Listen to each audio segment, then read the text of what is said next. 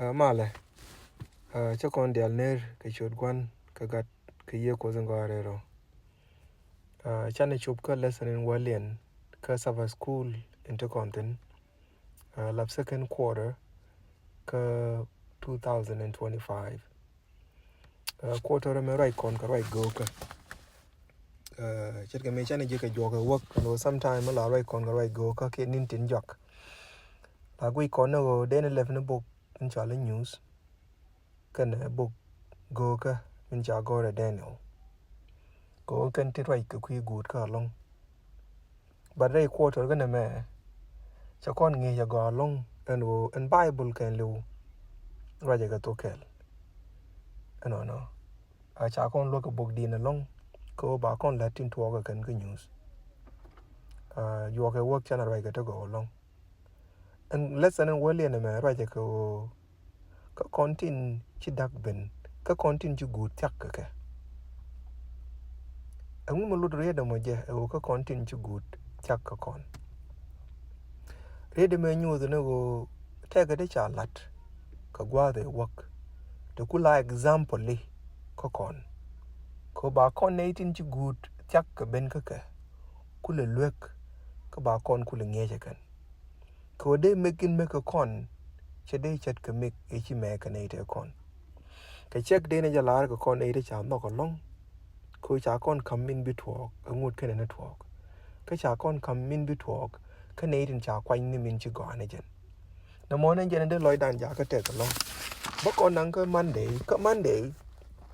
để vô để gher coi sao là right quật nọ lát quật right quật để chứ nọ giờ lát anh dân nó mua chả cầm con but mình go ra long để nhua cái gì ở đây read and oi liang right nó ngã kan and Monday mà go ra để read nó để read nó liang right point để nó ngã kan cái liang right là lát cái nó kan này liang right miss liang ko chỉ vô chỉ liang cái liang ko chỉ min chả là đi chỉ được đủ gher anh wo chả ra chỉ chả lát thế qua đằng đầu tới thua cái gì wo bị ra chỉ bia ngắt bia là lát cái wo chỉ bằng ngắt cái chỉ bằng là lát tức là bằng gher ấy thế cái đó mấy chỉ ra liang lát cái gì đi đi ngắt là mi để là đi thóc cái cô thóc bia là lát bị chủ tịch anh nhân ra cho mà go rồi đong để cầm con anh wale anh go lát nó ra cho mà lát cô bán được cùi giặc cô luộc cái mẹ luộc mà không con cái quy nô cái quật cái con này thế con cháu warning này chứ cái và đua bên cháu warning nó con đua mới đi được long nô cháu lá đấy cháu rai quật cháu lát cái run từ quarry giờ năng rồi bắt cháu ngột cái này thế con can rai được khá linh cái sometimes cháu rai cho một linh là thế con cái bell mới đi anh go đến này thế con đến cái bell này thế cháu lá rai quật cái run từ quarry thì giờ năng rồi có ngột cái can rai linh bắt talking chỉ bên cái con anh ơi cha con là rai quật bo cái run thế kiz đi đằng rồi cái cháu ngột chứ con rai quật với chứ con là linh ngã bà bell long bà bell ra mấy cha là rai cái run thế quarry cái lui giờ năng rồi cái bà bell này này tin cha nhol tin chứ thuốc cái chữ ngoa là nó thuốc bo Allah bo rai mình nghe cái example là rai mu bum bum around 2007 trên này secondary school trên này thuộc dormi chala Germany cái Uganda northern part of Uganda class da chakarum cái mấy chala universal secondary education Allah bo chi government of Uganda cha guardian charo din long ka gwari especially gati la national di de karo din long ka high school cha ka ja ka wa kan high school for free so she need one they just talk na ka years ago she ga ben duel go ka jan gwa mo that way and class that ka need dit ka need ti ne gwa kel ka need dit te kon ngai kon ra me di ni jare class la te ka news me dit ko cha class nga ye class me news long you would kel mo teacher cha ben ko me cha bere lwa ga jale ka yo ne dang dok te cha yen to dit cha chuong ji lwa cha ko del gwe me cha ko del gwe kon dia la gwe jina min bum wang de long cha gar kel me tin nyam ko la news long tu tuk de ka digin ka miem tek cha ran che yot ne jok do mo ka yadin dit cho có biết con dial chả nó mất đồng nó chưa cái gì chế nhau cái yết này dọc đây cái yết đến đi cho có biết con dial cái qua mà tròn chỉ yết để chế là bình con nó quy này mình thuộc cho có thi cho với chế này mình cho lặt cho cái giờ cái nào cho với cái nó mọi news cái gì cho nên cái mình chế ra mình tên mình cho lặt chứ yết cái yết để đi được mà quả là quy này mình bắt lặt cái ra mình với nhiều thế này class này mà nó mới chỉ nhận thà hơn thế cột chứ cột dùng nó còn đang ngồi cho này đó còn nó cho cái đuôi bảng bà cho con come example cái thứ chứ thua cái qua thế đàn có biết cái con cũng là luộc cái qua đó con thế này mà khuyên con cả memory text cái qua cái gì cornis chả gọi là Paul chả gọi gì cornis qua cái gì cornis in Julian but show well kel gan waro che larne cái chua đó gun chết cái mấy cái thang kiền alat cái chua cái đặc chu ti thuốc cái alaluk cái chua cái gor pin cái quy nghĩ ra đàn con nei tin chu good chắc cái bên cái mi cha ri je en go ibumi kuratit cái go chibitet. Now all these things happen to them as an example that they were written for our admonition, upon whom the hand of ages have come. Therefore, let him who think he stand take heed lest he fall. Chanal waya go ameling. Chatiti gor ala news ni ko kon. Ngu la example news ko wo mechi tuwa ka ramedan. Eje chiro la nyoko tuwa ka ji. Gui pan chi pan ga nei te kon. Eje chile la nyoko tuwa ka ji bi pan chet ka ke. Ngen wa jin cha kam kon no mo. Ti je kwa gore ba ti na kon ken yam. Me cha win mon. Eje ko the lwek. Ka runta 120 ka to wut ka mi chal ga no wa. Mekin ko the pal. Wi kon. Ba kon nei te cha kam news ni. Cái chế giấc gạt đến ní Giêsu Christ có bên lưu cái quý điện cái bên nhau nó cái mùi quạt me 2000 years mình live bên này cái vì con này ít bị đuổi điện par cái vì con này bị đi nó đuổi điện mà cái này vì món này đàn pal vì con này anh nói chỉ mấy chữ thua cái quạt đàn này chỉ biết thua cái con dân thì đông cái con thì nó đàn cái nhầm chả con come example ở thằng ngoan cái đúng nhảy thế mà mới quên con cái waraga Peter nằm tại cái Sabbath school bắt go rồi để tiêm con waraga Peter in nhầm era ude cho cái đâu Peter in nhầm Peter era ude I'm sorry Peter era ude cho cái đâu birthday nhân go rồi quên thế nào rồi vậy nè kan kut always wal pal cái chuyện nó me lad right cái quy chuyện người chung ni kan này đang borrow có kiện me cho nhoi nong rei ne ni tel kut chỉ kut rek Sodom kan Gomorrah wang abi ka anges cái chuyện cái giả cái news cái quy cái min bit walk cái chỉ giang ni tel kut cái chuyện Lord thì là quan chung ni cái chuyện Lord là quan chung ni cần mấy chuyện Lord để giả cái jet cái chang lê đó nè ni thì jet chú út được quan chung ni no more chuyện này điên cái chân chú Lord để jet cái quy lên ni thì jet tin chả nên cái chả linh cái nó ngay có tên ô bây giờ chung ni cần ai on ni ken cái bên này tin tel cốt đuôi ama ni chẳng lọc ka bedit kana nei tin gor ka ni tin gur pankien kana nei tin log lose kot kana nghiech kacha titi kan bum ka rai ka ni nyesa chiga dwal ka go ibi ka jang nyal ti go la jor. I mean karwai ta bombo gwa ta kontana la de George chetere de ko look pada look no ka ko chire de tyanga look yin ma kam ga ji example le ka kui ka tin bitwok ki chiro ba pal pinga ka ki chi look den beling ta be ja long ti yin nyam da man ti yin raw de go to kon ga da ka nei de kon ngwe ken ka kon ki Yesu na jo kon ro mi abi pen wi du na ngwe te ji to ka Sodom kana Gomoro kama wuji do arin chalke Nineveh wo ko rodien je de kon kweda kana long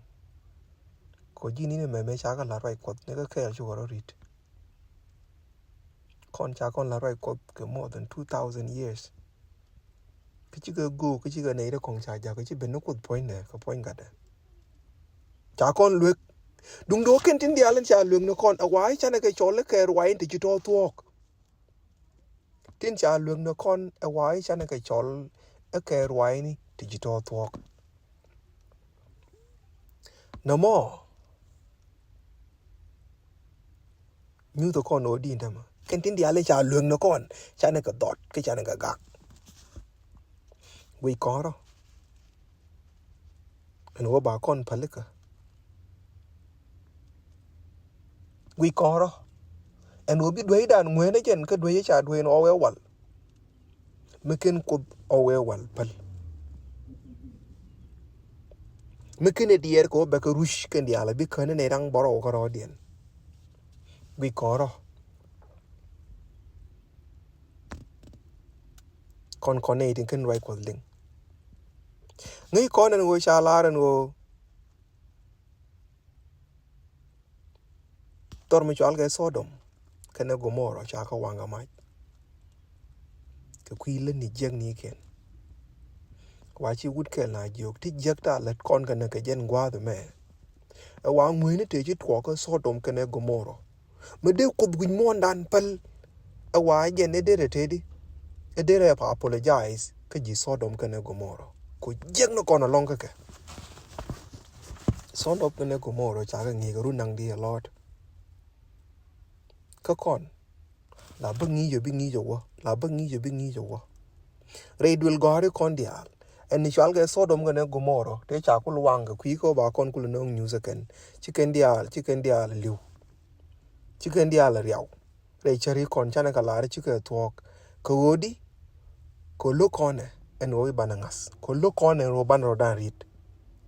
chana nyoy no wa chana jaga chana mai Sodom ga ne Gomoro chana jaga. What about both the Chitwalk Egypt? Both Egypt, a kelman work on. Can use a con, me check a major talk, a jidar and chalga and Nineveh. A woman use both Egypt con. Kunyal grey goika that ain't no cade. Chiriak la guru benega perka, a chana, manage dueriba, a chakala can them. Kurundang baro, a ken pod nibben. Chaka jaka gook. Kakui ka lak, a chiquarian and lakaka. Chora jamo lat ke be chub loid in a go. Katuk wood commission ke Joseph. Chega jogan mar me la roi ko the jamen. Ping dan be take a bot run baro. Te til a kel me be doing ketin la take a con. Dung dong what can pon the ben bu kut kon mo ka yang murung. Kurun nang baro. Chega kam riak in be ben. Chega nyo kam solution. Mà gì mà chết cái con người dân qua nan để nên là đấy chia tốt cái cách mà để bớt bên nó cái để bớt con bên nè mấy cái kén chả ra con này wala bắt cố chú cút vào đây điên cái dân qua nan chúa nó cái kén cái kén cho right ko cho linga ken ka cho la ko ngu bana lelo tie mo chere ke tie ka na ka gwa e chi ye ko me che ben ka na ka chi gud mi chal ka Peter charo jere di ne bi loy dien jap ka ne re kon cho la ka kan ma re ngu bi ne le cha ka jo ka yalla ka chot kwan ka gat ka ye ko don ka re cho ka lak ken te dia le cha ri cha tek je ka ne dia le cha roi wut ka mi chal ka Joseph te cha linga ken roli che roli jip kara me dur dia le tie ka chu ken tek je ka to ra mi chet ka no mo en wala me kan ma cha kon kam luk mi chene ka luk e cha luk ni ji jip cha kon kam ngi mi chene ka ngi ka no ka gwa da ken ne ben badan ngu ji to ko cha kon jogon o kut chen nal ga ne pin ke ne chak che ka chak badan ngu cha na la re dul ga re kon chan ya la re che jen buj mo ne me be ka bende buj mo to ko ro da ka ra de ka luk ko ba rai ko ku ne ling we kon ri che be mo ba we ga me ling na rai ko ke ba we ga ma to na rai ko che me cha na to ga ko ma lar ko ne te le njoj mi ben te le bot mi to ko Egypt te le maj mi chi so do man ko mo re che ka da ka chang tek evident ngwan ni news ko kon ten cha kam kon go ba kon ku le luk mo lo kon ke nga de nga ni o te ke Yesu mi ben ga ben ra u de ko ni Yesu point de kwa question ne ya lar ge te le me cha le Yesu me chal ke gat ko mi chi ben cha la no o che to che ro cha kam kon chene ke me cho we dan che tan ke piu ke che so dom ka ne go mo re che le ben tan ka mai tiene ja bo no be win mo dan me be tan ka tan me le ngi tan ye dan nje ne cha kam kon min cha kam kon wala wo cha kon joga no appoint de wa che ba bur me re me dit me de ka nang re ken dia cha the kan dung do ken wa re no ne dia le ken wa re ria no chi ken dia mo ne dia le ken bra luk gi we ke lord ke chi ken dia wang dung do wala chu ku rie me dinijen me le rie no wa che ta rie dinijen mi cha kon dia chalten e Jesus ba dan wala ngot ka ma ga ke Jesus che gat ko lar ge jen o ko luk na de en go abi ke ben ka boy ne dia len cha ben luk re Jesus bi ke tel da ge ji Sodom bi ke tel da ge ji Gomorrah bi ke tel da ge win mo ne wal de ko ro nyone ke ti wi ko ne eno ma ke ko win mo ne dan me dan pal ba kon pal dung do wal wa cha kon jo ga na ngut kan si ko chlai ko na ga kan mara wa cha na te ga respond chane min cha kam kon nok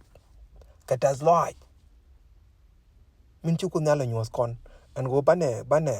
ben ka Yesu ko bane ku le tek chari ye me le kon ko bi tek to wano chane be liu ngu bi liu kon che ga lia me nan ngu lo kon mi chi mon je na dung no cha u ji we mon te kon na cha we a chang ne me chi ti ko ko loi che te tak me ga ka je ma wa ke len go atin e go ken three angels tuk jang dang jok wa ken ra wi mon ka pet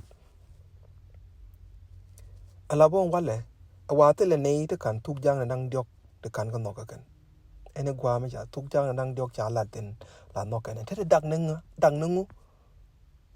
dak na lat ka ka wi mon ken le won te me cha la is receptive ka bai ko karon 1863 nei de tote jalga roi ko ka kan te la G7 Adventist ke nei te 3500 karodian karon 1863 karon 1900 we only had 75,000 people te jalga karodian ku G7 Adventist but karon 2000 chiga gen from 3000 chiga ben ka 11 million people 11 million people karon 2000 and wala marai kona ka kon nei to 24 million karon 2025 ngai je taka long no de ne jalare amen Chu Kuoth the chalat ma go along chalat. But Canada 24 million.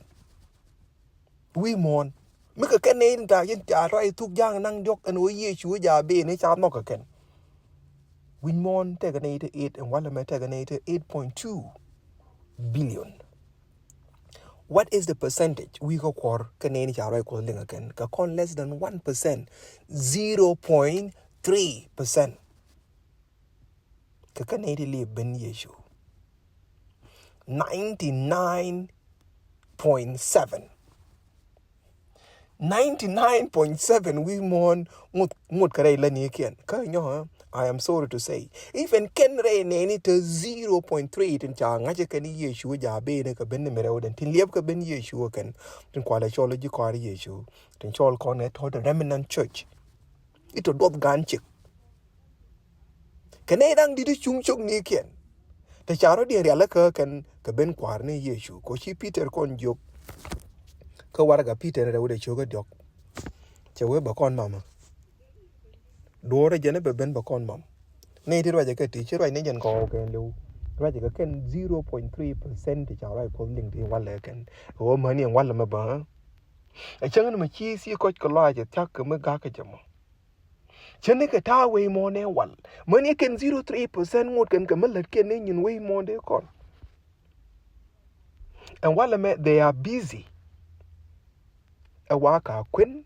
ka to for odien de kwen bo chene ka ne de kon. Men chi Matthew la. Chana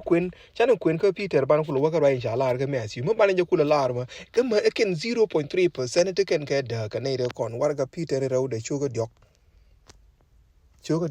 bazin dedian inshallah ne ka ngai ken ka ngai ken chuka thok e me look and go I me dan ka rai kot chwan yal chak ka chwa pin ka jo pin para re pi ni ka chwa je dak ke piu la ba ka ne re kon cha nga ken you know but they still keep denying no mulun no go money and wala ma ba we are so unprepared because we keep denying the same thing but ka Matthew go ni min cha la ka kon Matthew chapter 24 there were a Bible mangai kon dia la Matthew 24 about 37 gonna 39 jen gwa ndo ba na quentin ngu cha la ta no ngu mi la da dan nei de kon ke la kon nei de tak tin ta ma de kon ga da ke chat kon ga ke about 37 cha la na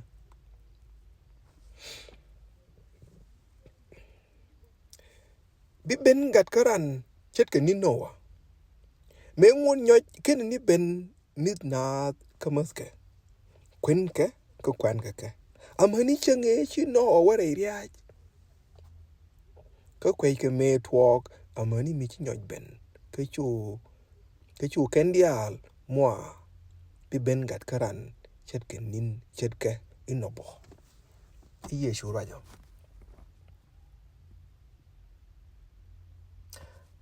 tama we are busy marrying and being married off can let conga can din kwallan celebrate all the time and go kwen ga ngak kwin gu tup ko kon re kwin ngen la din jen re len di ala let kon ko bo ani en kui ko wo bi wo let ka company go bete yo de len I mean kon dia kon busy ka let kon tara me cha gro ni jen kui ga mo jal ga ben yeshu ala we chana cher kon dia lat kete biraw ko kwen kon wala ka bana da ru da kon ga kon wala bi gi en run let kon tie kon wala bi go ngoti ga nyen kon run bana let ko run de jen jok la lo di pin ne chang run wang ga chang run de jen jok ko run jen jong mo wa tie chang real kel mta ka account ke me chi yo la real ka gwa ba chi go to wa gwa bo bi pol point no tel gwa ma dong tit chi ga ba enjoy bi ga te wan bi ga le peace bi ga gwa bi ga wona ga jam ni bi to ga jam ni ba ku yikan to do re ba gwa du gwa mo kon di al tek dan ke te lot tin kuir tun wur kon tin ka te lot bi yang wala run ma bi la wi char but kel ni de chubre chara da ne te ka lot kara e go ban na ya la ka kui ga min bi ben tik che tak ke me cha ga che kon yong menan and remember it kon G7 Adventist ka kon 24 million we monitor but we monitor 8 billion. Our percentage karade is 0.3%. That means 99.7%. Can I write call ling? Can I call ling but daughter right call? Cha sabah ling can do no chicken sabah guji door.